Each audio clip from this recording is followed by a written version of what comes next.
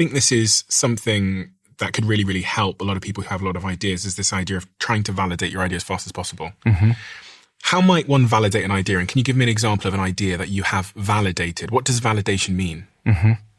Yeah, so I like to see people get joy from my product or service, right? Not just like, oh, it's good. Like, let's say I'm selling a food product. It tastes good. It's good.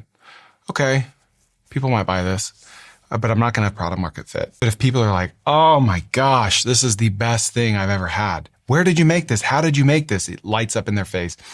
That's an example of a validation in my case, right? Same industry, food product, completely different reactions, right?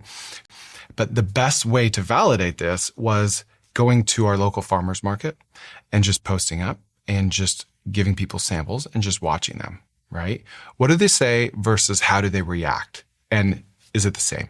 But when you solicit feedback on your product or service in person, even if it's like an internet tool or an app, in person makes all the difference. You want to take note of what they say and take note of their body language and how they react when they experience your product or service, right? And if all three of those things overlap, then either they're a psychopath and they're just lying for no good reason, or you have something really special on your hands. And so that's what we did with her cookie bar business.